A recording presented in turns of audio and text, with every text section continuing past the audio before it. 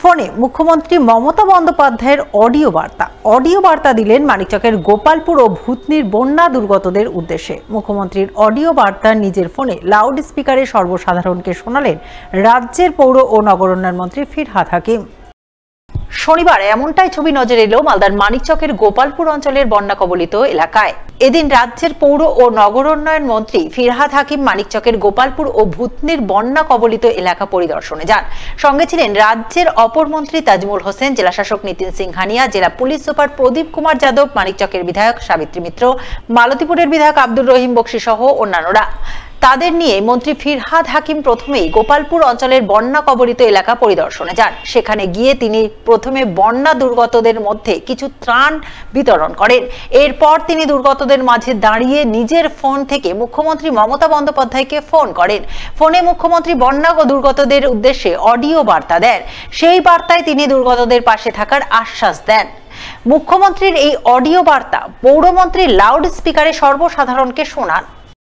নদী কেটে দেওয়ার ফলে জলটা হুড়ুর করে ঢুকেছে এবং গবাদি পশু দেখছে দুজন মারা গেছে নৌকায় করেছে। এখন নৌকার পারাপারটা দয়া করে করবেন না। গবাদি পশু আটকে গেলে গভর্নমেন্ট আপনাকে গবাদি পশু দিয়ে দেবে, কিন্তু নিজের প্রাণটা বাঁচান। আর আপনারা নিশ্চিন্তে থাকুন, ভূতনির চকে মানিক চকে যা যা কাজ করার আমরা প্রত্যেকটা কাজ করব। কালকেও আমি 7-8 জন পরশুদিন পাঠিয়েছিলাম, আমাদের গভর্নমেন্ট অফিসার তারা সব সামনে পড়ে এসছে। দুই হচ্ছে কালকে সামিরুল গেছিল এবং ঋতব্রত গেছিল, আজকে ববিকে পাঠানো হয়েছে। আর আমি আব্দুর রহিমের সাথে কথা বলেছি, সাবিত্রী মিত্রও আছে ওখানে। সবাই মিলে যতটা পারবো আপনাদের সাহায্য করবো। ডিএমকে আমি বলবো যা আছে সব জিনিসপত্র দিয়ে মানুষকে রিলিফ চালিয়েছে। আমি জানি আপনাদের কষ্ট হচ্ছে। ভূতনির চকটা এমনই একটা জায়গায় যে প্রতি বছর এই কষ্টটা হয়। ব্রিজটা ভেঙে যাওয়াতে আরো কষ্ট হচ্ছে। ব্রিজ আমরা তৈরি করে দেবো, এটা আপনারা ভরসা আসতে পারেন। মুখ্যমন্ত্রীর অডিও বার্তা শেষ হতেই পৌরমন্ত্রী সহ অন্যান্য প্রশাসনিক আধিকারিক গোপালপুর ছেড়ে ভূতনির উদ্দেশ্যে রওনা দেন। তারা প্রথমেই ভূতনির বন্যা কবলিত এলাকার মানুষজনের তৈরি মথুরাপুর এলাকায় অবস্থিত মানিকচক মডেল স্কুলের ত্রাণ শিবিরে যান। দুর্গতদের সঙ্গে কথা বলেন, তাদের মধ্যে কিছু ত্রাণ বিতরণ করেন। এরপর ভূতনি ব্রিজে গিয়ে বন্যা কবলিত অসহায় মানুষজনের সঙ্গে কথা বলেন।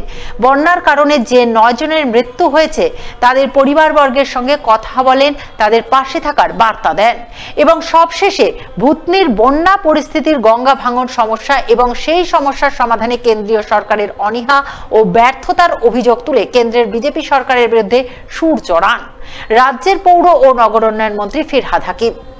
পরিস্থিতি অত্যন্ত ভয়াবহ, বাচ্চাকে উড়িয়ে নিয়ে গঙ্গা চলে গেছে। আমাদের মুখ্যমন্ত্রী মমতা বন্দ্যোপাধ্যায় বারবার করে বলছেন যে গঙ্গা ভাঙন রোধ করুন, সেন্ট্রাল গভর্নমেন্ট একটা পজিটিভ রোল নিন।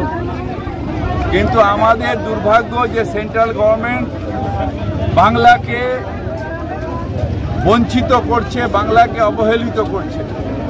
তাই এইখান থেকে নিয়ে মুর্শিদাবাদ পর্যন্ত যে ভাঙন সমস্যা, সেই সমস্যার সমাধান করছে না। সুতরাং আবার সেন্ট্রাল গভর্নমেন্টকে বলবো, মানুষকে মানুষ ভাবুন। শুধু আদানি আম্বানির পাশে দাঁড়ালে চলবে না, গরিব মানুষদের পাশে দাঁড়ান।